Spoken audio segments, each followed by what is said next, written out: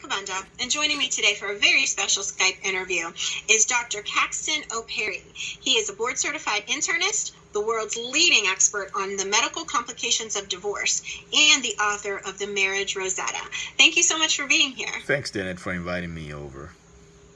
So, Caxton, you say that it's a misnomer to think marriage only affects you emotionally and not physically. Yes. Why is that? A divorced person is twice more likely to die than a married person. But not only that, a man who is divorced has 4.5 times the possibility, the risk of developing a heart attack. Simply put, a 75-year-old man who smokes, has diabetes and hypertension, and has had a stroke before has about a 51% chance of having another stroke or a heart attack. A 45-year-old man who's divorced, doesn't smoke, doesn't drink, has no other health problems, has a 200% chance of having a heart attack. So when you compare this elderly diseased man who has had a stroke before with a 45-year-old healthy but divorced male, that is a quadrupled chance of having a heart attack even if you're young. That's a horrible statistic, and it exists. It's really eye-opening. That's shocking. How does it affect women? Are women affected physically as well? Yeah, I missed that. The women have almost a quadrupled chance of developing breast cancer. So if you summarize it, you'll say there are 3 Ds that can happen to a divorced person: disease, death, and disability. A person who has had a stroke becomes disabled. A person who has a stroke can die. A person who has had a heart attack can become disabled, unable to walk up the stairs, or as a result of the heart attack actually die. It's the number 1 killer in the United States. And unfortunately, one of the most renowned cardiologists in the United States, Dr. Eugene Braunwald, said more than 70% of heart attacks and heart disease are due to unknown causes.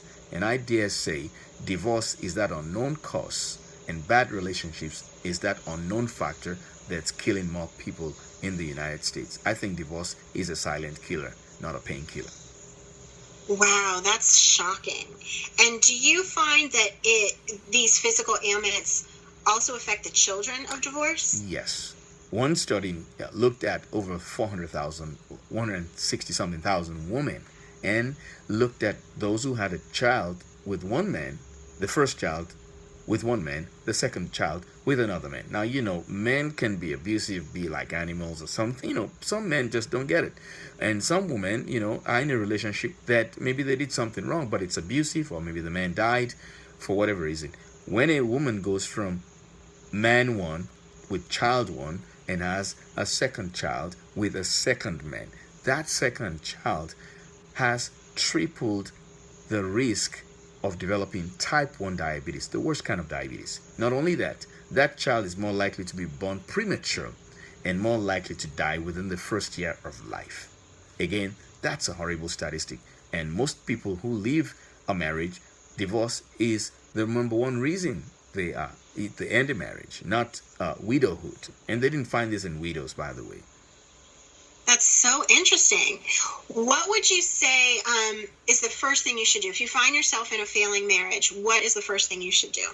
Most people will say get therapy. I'll say get therapy and see a physician at the same time, because the risk of a stroke and a heart attack simultaneously going on with the stress and tension in your marriage requires that a doctor take a look at your cholesterol levels and your blood pressure. If you're angry, your blood pressure goes up. If you're in a bad marriage that requires therapy, chances are your blood pressure is way higher than you think it was when you met that person and you were having a romantic, honeymoon. Wow.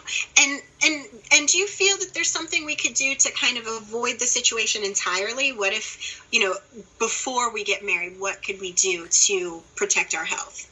Well, number 1, we said that there's what I call the doctor, DR for doctor. If you don't choose well, that's a warning. If you don't choose well, you increase your chances of the 3 Ds, death, disease, and disability.